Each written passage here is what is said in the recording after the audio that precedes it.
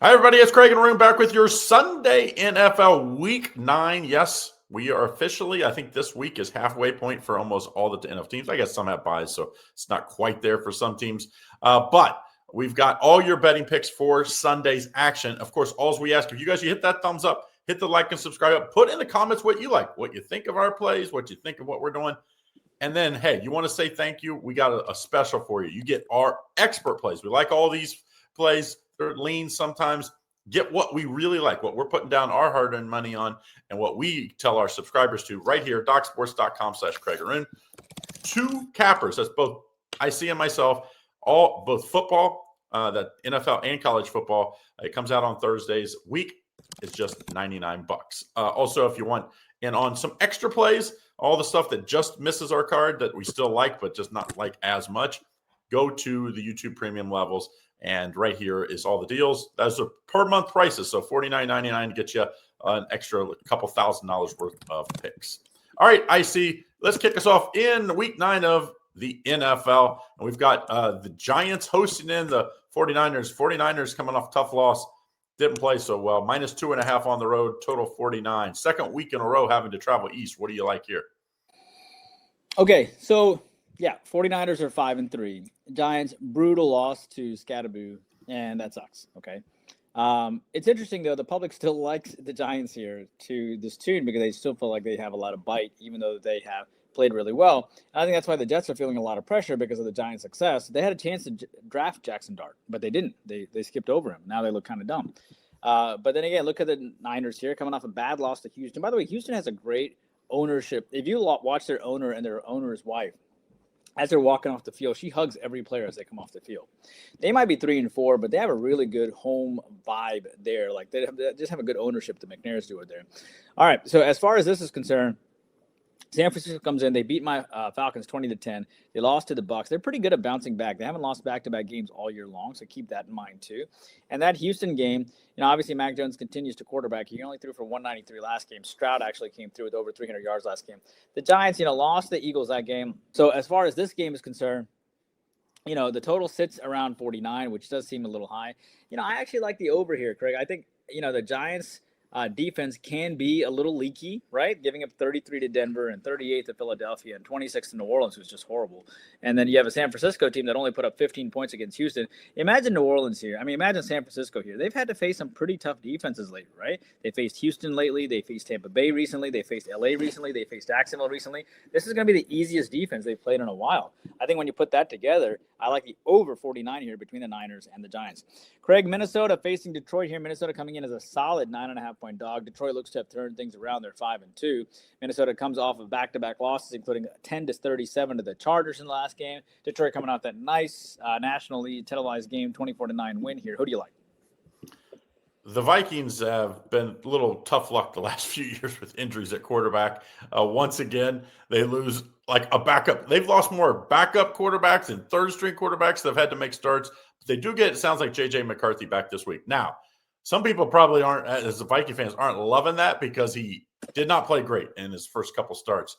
But I do think this is a spot where you get up to play your division opponents. You're built to beat your division opponents, and there's no better division opponent right now than the Lions. And I think this is going to be a live underdog here. I think Minnesota will play much better. Minnesota's defense has been a little suspect with Flores. I think he'll have a little something special. I'm sure he's been working on this one for weeks.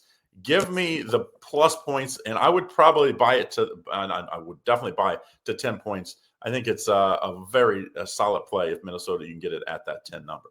All right, so next game we're looking at here, I see Chargers at the Titans. Chargers got a much-needed win in prime time last week. Now they face a Titans team they really should be over that miracle win that they got. They're just one win on the year. Chargers favored by 10.5, total 43.5. What do you like here?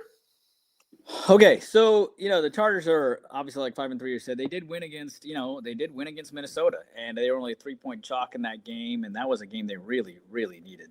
They passed for 212, and it's interesting. Herbert only passed for 25 yards. Harbaugh is very simple. He likes to establish that run. He rushed for 207 yards. They rushed all over, and Herbert actually rushed for 62 yards, which is wild in that game. And the Chargers, for whatever it is, people have faith in the Chargers. They are 5-3. Tennessee rolls in another bad loss. They've lost by double digits last 3 games. They lost all 3 covers. I was actually expecting more from Cam Ward, but he just hasn't come through yet. But again, facing a good Colts team is difficult, right? So, they were down 7-17 at the half, and the wheels just sort of fell off here. What's interesting is the total sits around 43.5 too. I think this could be a game here where Harbaugh just pounds the ball, dude. I can just see him just running the ball. And, and this game likely probably goes under the posted total. But if I had to pick a side, I'm going to tell you something. I'm going to back Tennessee here, plus the 10.5. I just don't fully trust these Chargers, right? This is a team that lost to Washington 10-27. It's a team that lost to the Giants early this year. Tennessee really needs a decent game. And in a dogfight, I think they can lose by, this team is not that far removed from that one lucky win like you talked about. But in a dogfight, they could sneak inside the number, and this interim coach is getting some chance to kind of establish what he wants to do. I'm going to take the plus 10.5 here on the Titans here, Craig. Carolina plus the 13 here against Green Bay. Keep in mind, Carolina is 4-4. They're much better this year, and Green Bay is 5-1. Carolina does come off its worst loss of the year, losing 9-40 to Buffalo in a game where the stadium emptied out real fast and made them look bad. Green Bay, of course, comes off that huge win against Pittsburgh. They have won 3 in a row coming in. They had that tie against Dallas. Ever since then, they've been playing a lot better. Who do you like here? Yeah, this is a tough week. You see lots of double-digit favorites or real close to double-digit favorites. And last week was a big public week in the NFL, which usually means you follow it up. Everybody's like, oh, just bet in the public again next week. And then they get whacked and the books recover and then some. And Green Bay's playing from Monday Night Football to Sunday. Usually it's win on Monday, lose on Sunday type of mentality going way back as far as handicappers. I know Andy Dalton will most likely make this start, and he did not look good last week. I think this veteran will be a little better this week, and I think Green Bay will struggle a little bit to bounce back. Remember, they're playing Aaron Rodgers in their revenge game, reunion type game on a Monday. I think you take the under in this spot. I just think this is like Andy Dalton just needs to avoid the turnovers. They need to run the ball. They got behind, and then the run game kind of was taken out of their hands. But when they run the ball, this is a different Carolina team. I think they'll do that in this one. That means less possessions. That means under in this game. If I was going to take a side, I'd probably lean towards Carolina, but the under, a much stronger play of the two. Next game, Bears at my Bengals. Bengals defense continues to just be terrible. Oh, players only meeting. Maybe you do that before the game. Bears minus 2.5. They need this one just as bad as the Bengals. Total of 52. What do you like here? Yeah. So a couple things here that I always check my notes here. So Bears come as a 2.5-point favorite. I'm a huge fan of the Bears coaching staff, right? I have been from the beginning. I always feel like they're going to turn it around at some point. And that loss to Baltimore 16-30. I don't think they really took Baltimore that seriously, but I do think it's an impressive series of wins they had, beating Dallas and Vegas and Washington and New Orleans. That's not bad. And that loss against Detroit doesn't look bad at all. And they should have beaten Minnesota. You and I both know that in the opening week. So really, they really should be like 5-2. And this Baltimore loss looks bad, but they were only down 10-6 going into the half, and then the kind of wheels just sort of fell off there.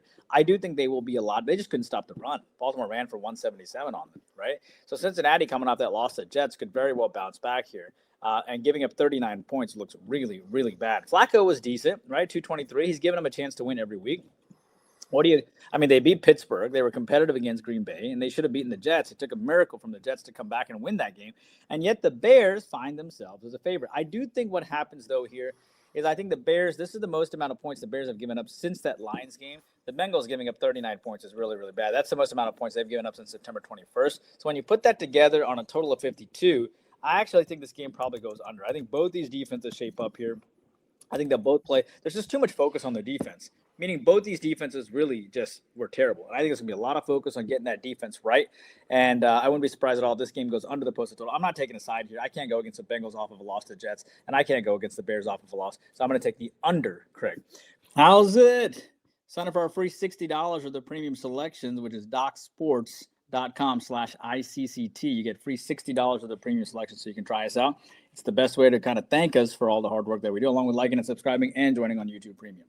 Craig, Atlanta, my Falcons here, 5.5-point dog against New England. Man, I will never forget that game. I was in the Super Bowl. I was on the 50-yard line in Houston, and my Falcons, I thought Atlanta was going to win their first Super Bowl ever. I was so excited, and my Falcons lost. And my buddies, I was with 4 guys who were all Patriots fans, and they felt so bad. We had one other Falcons fan with me. They took us to Waffle House in Houston after we were not able to win that game, and I still feel bad about that game.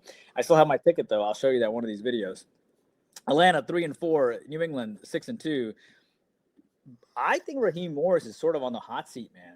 And I'm telling you, I'm a Falcons fan, and there are some really pissed off people because they're just like, look at the New England Patriots. Even if they lose, they don't get blown out any week. That's a lack of preparation. It is truly a lack of preparation, right? I mean, New England, take a look at New England here. All right, they lost to Pittsburgh 14-21, okay? They lost to, by the way, this also says a lot about the Tennessee ownership and then the New England ownership, doesn't it? The only thing that changes is Vrabel comes in here and he believes in May, beat Carolina, beat Buffalo 23-20, the same Buffalo team that beat the snot out of the Panthers, beat New Orleans, beat Tennessee, beat Cleveland. They've covered 5 in a row. This team is 6-2 now. The over-under, if you remember, was like 7.5 or 8, right? In the beginning of the year when we covered it. And now Atlanta sits here losing back-to-back games. Atlanta's desperate, though, losing Miami and San Francisco. But I'll tell you something, Craig. My Falcons are always good off of a loss or two. They just can't do anything consistently. Who do you like here? I mean, really, who has New England beat, though? You know, like they beat Buffalo. Okay, I give them on that. Like, you know, they lost to Vegas week 1. That was a tough loss. I mean, going back, I mean, that's the one you kind of scratch your I can't head believe I predict Vegas at this point for that game. They've looked good, though. They continue to improve. And that's what a good team does, with what good coaching does. They continue to improve. They're avoiding turnovers, and they're getting turnovers. When you win the turnover battle in the NFL, pretty much like all other bets are off. Like, you're going to win the game, probably going to cover as well. Falcons are a team that Kirk Cousins couldn't avoid the turnover last week. Like, he looked like a rookie quarterback out there. I don't know what's wrong with him or what's happened. I don't know if it's still his leg or if he just doesn't have arm strength anymore. Hopefully Penix will be back this week, but I don't really care who's going to play. I'm going to take New England. I'm going to take New England. You want to know why? You said it. Coaching. Mike Vrabel has this team believing that they're not only good, he's got them convinced that they can win it all this year. And when you have that a young team, you could be dangerous. I'm going to take the hot New England Patriots here at -5. It's a little square play. I get it. 76% of people on it.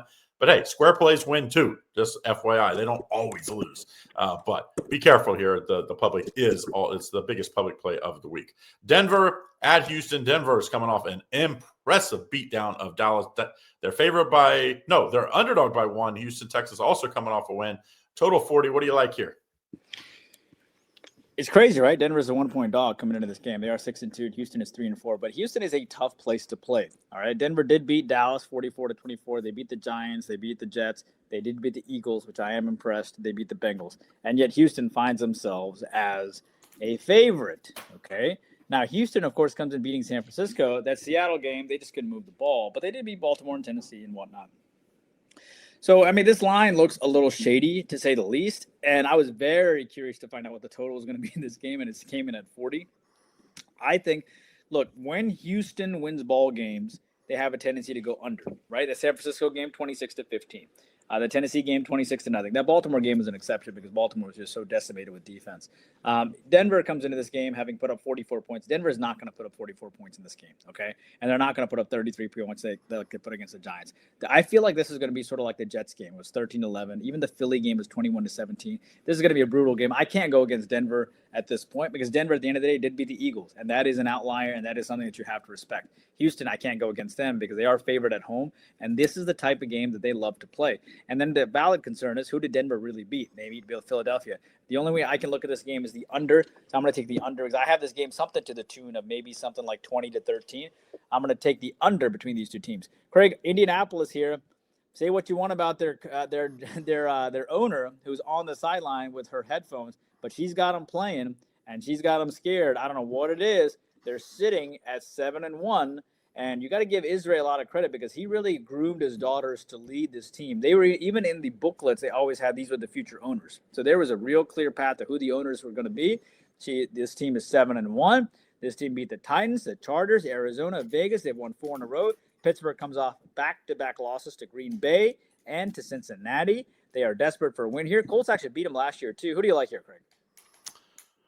It scares me to death, this one, because like the Colts have been the best team in football, and it's really not been close. They're the best offensive team. They don't turn the ball over. Their defense is opportunistic. And what's going to change? This defense of Pittsburgh has been terrible the last 2 weeks. Really, if you look, even the Jets' first game of the year, look how bad this Jets offense is. Other than when the Bengals play them, they can't score. They scored all over. I would definitely be on the Colts if I was playing the side. I'm not. I'm playing the total over 50. I think Pittsburgh just going to have to outscore people. I'm just I don't see how this defense all of a sudden turns it around. I don't know what's wrong because it's basically the same defense as last year, and they were really good last year. They just aren't that this year. And I don't think that's going to change against the number one offense. Great balance. Jonathan Taylor, I think, might even be the MVP of the league. If not, he's probably the offensive maybe MVP. Like, he's been awesome. I think this is a big over spot. Over 50 points, Steelers and the Colts. Next game, Jags and the Raiders. Both these teams kind of need this game. The Jags cannot afford to lose this game. You look at their schedule ahead, like they, with behind the Colts, now they're basically just looking at a wild card spot. Jags -3, total 45. What do you like here? Yeah, I mean, maybe their coach is getting a little full of himself, right? And we saw that coming. We saw him having a little too much swag, if you will. And you know how this league is. Even the refs want to knock you down if you're kind of getting too much swag. Look, they were going to get destroyed by the Rams because the Rams, guess who taught everything that Coach Cohen knows? McVay did, right? So he knows exactly what he's running because he's the one who created it, who taught it to him. So that's why they got absolutely clobbered 7-35. And that's why the Rams jumped on them 21-0 and then just sat on the lead.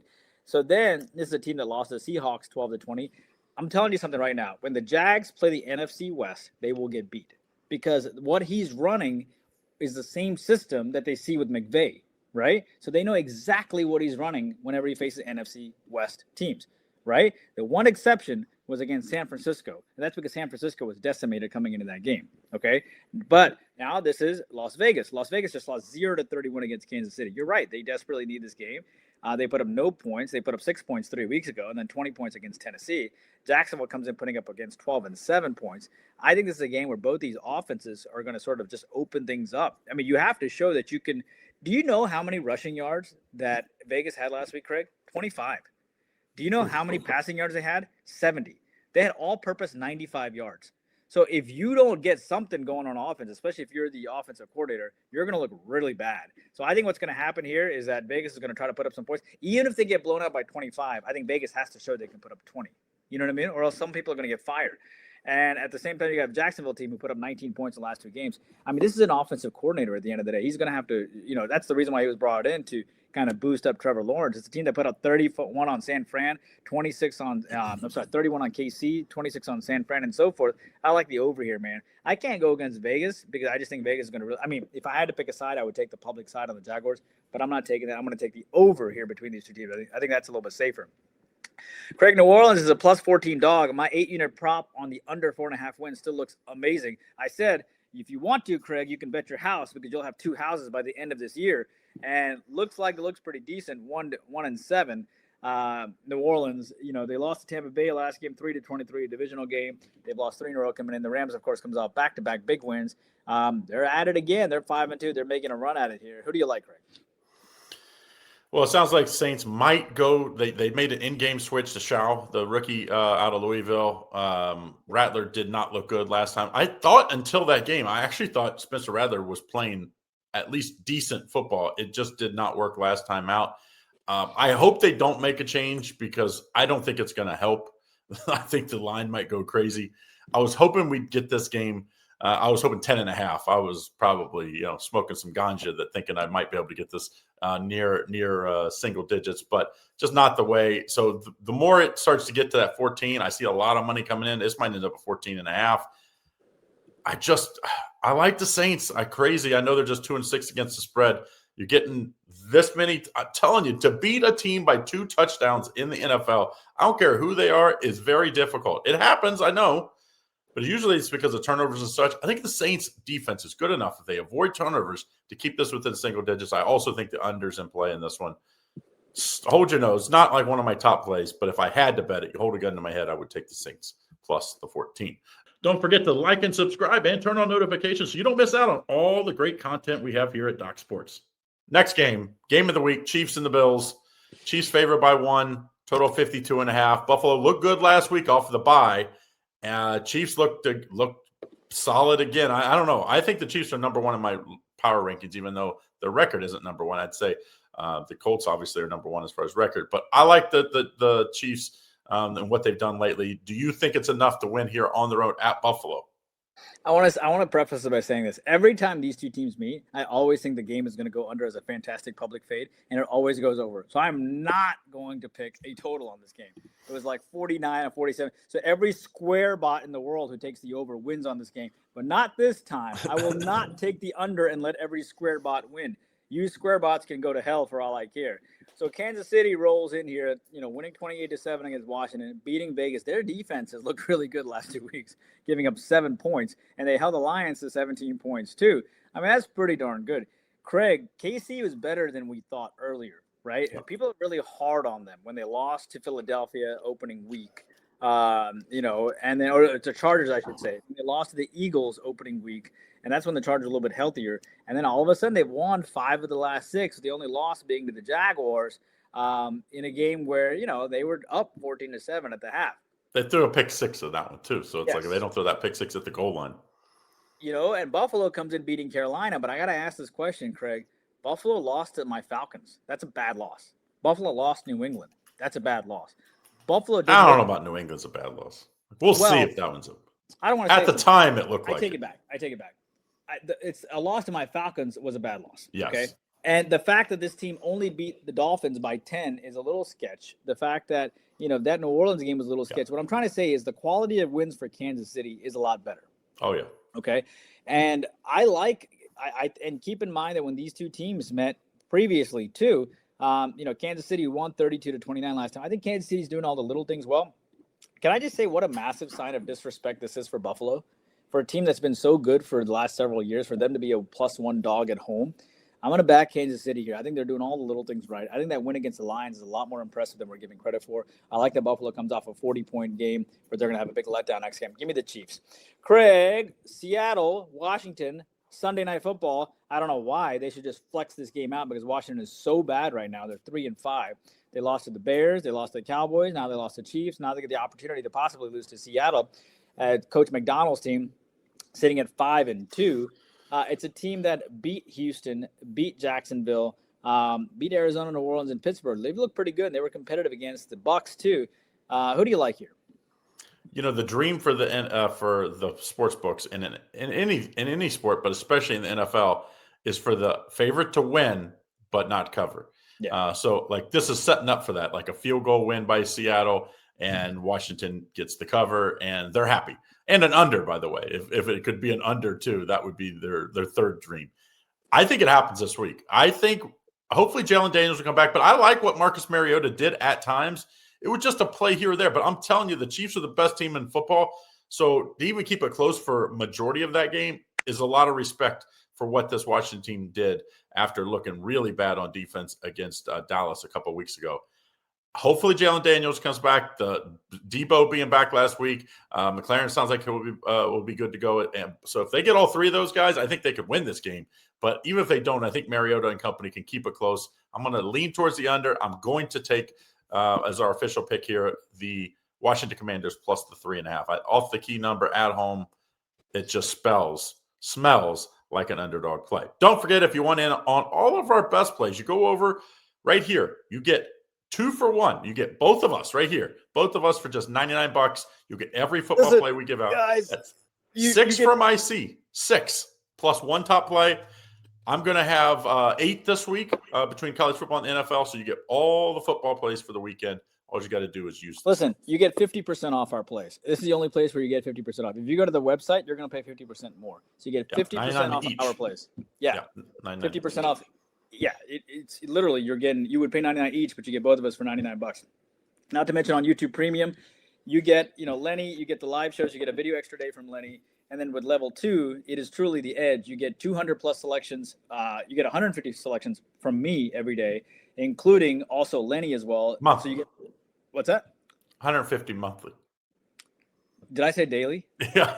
Yeah. Well, for those who watch the show know how fast my mind works. So Craig knows how my mind is just like racing always, which is why we make the Spice and Ice show perfect. Because I'm a little spicy. Craig's a little cool and calm. If Craig and I were on a football team, I would definitely be the crazy wide receiver.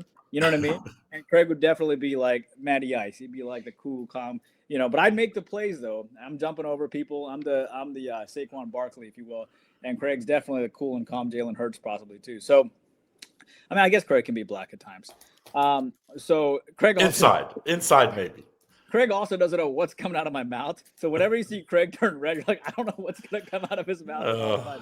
So level 2 was me, right? You get 150 selections per month, an extra video every single day, and you get level 1 for free. And level 3 is awesome, right? You get Craig 3 selections, which are premium selections worth $90 a day for $2,700, and you get level 2, which is me, and you get level 1 for free. So that is truly the edge. And so jump on our packages, jump on our YouTube Premium, and we'll see you on our videos every day.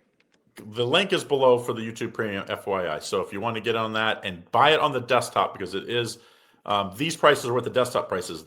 There is an upcharge if you buy through your phone, because those people at Apple like to charge extra. So, all right, that's what we like for this week. Don't forget, hit the like and subscribe button, and we'll see you again next week.